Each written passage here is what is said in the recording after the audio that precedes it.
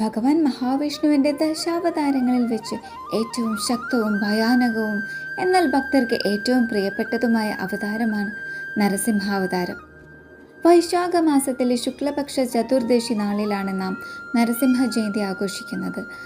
തിന്മയ്ക്കുമേൽ നന്മ നേടുന്ന വിജയത്തിൻ്റെ പ്രതീകമായ ഈ പുണ്യദിനത്തെക്കുറിച്ചും നരസിംഹാവതാരത്തിൻ്റെ നിഗൂഢതകളെക്കുറിച്ചും നമുക്ക് ഈ വീഡിയോയിലൂടെ അറിയാം. അസുര രാജാവായ ഹിരണ്യകശിപു കഠിനമായ തപസ്സിലൂടെ ബ്രഹ്മാവിൽ നിന്ന് ഒരു അപൂർവ വരദാനം നേടി.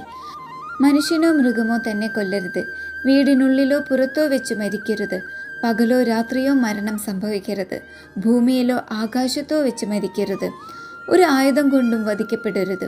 ഇതായിരുന്നു ആ വരം.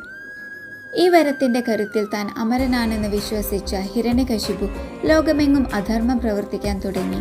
എന്നാൽ അവൻ്റെ മകൻ പ്രഹ്ലാദൻ ജനിച്ചത് ഒരു മഹാവിഷ്ണു ഭക്തനായിട്ടായിരുന്നു.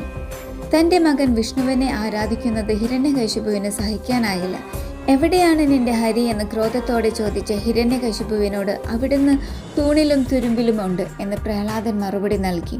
ആക്രോശത്തോടെ ഹിരണ്യകശിപു കൊട്ടാരത്തിലെ ഒരു തൂണിൽ ആഞ്ഞടിച്ചു. അപ്പോൾ ആ തൂണ് പിളർന്ന് സിംഹത്തിൻ്റെ തലയും മനുഷ്യൻ്റെ ഉടലുമുള്ള ഭയാനകമായ രൂപത്തിൽ ഭഗവാൻ നരസിംഹമൂർത്തി പ്രത്യക്ഷനായി. ബ്രഹ്മാവിൻ്റെ വരങ്ങളെല്ലാം കാത്തു സൂക്ഷിച്ചുകൊണ്ട് തന്നെ ഭഗവാൻ അസുരനെ വധിച്ചു. സന്ധ്യാസമയത്ത് അഥവാ പകലും രാത്രിയുമല്ലാത്ത സമയം ഉമ്മറപ്പടിയിലിരുന്ന്, അതായത് അകവും പുറവുമല്ലാത്ത ഇടം, തൻ്റെ മടിയിൽ കിടത്തി, അതായത് ഭൂമിയും ആകാശവുമല്ലാത്ത ഇടം, മൂർച്ചയുള്ള നഖങ്ങൾ കൊണ്ട്, അതായത് ആയുധമല്ലാത്ത ഒന്ന്, ഭഗവാൻ ഹിരണ്യകശിപുവിനെ വധിച്ചു. തൻ്റെ ഭക്തനെ രക്ഷിക്കാൻ ദൈവം ഏതറ്റം വരെയും പോകുമെന്ന് ഈ അവതാരം തെളിയിക്കുന്നു. നരസിംഹ ജയന്തി ദിനത്തിൽ നരസിംഹ മന്ത്രങ്ങൾ ജപിക്കുന്നതും പാനകം, പായസം എന്നിവ നിവേദിക്കുന്നതും ദുരിതങ്ങൾ അകറ്റാൻ സഹായിക്കും.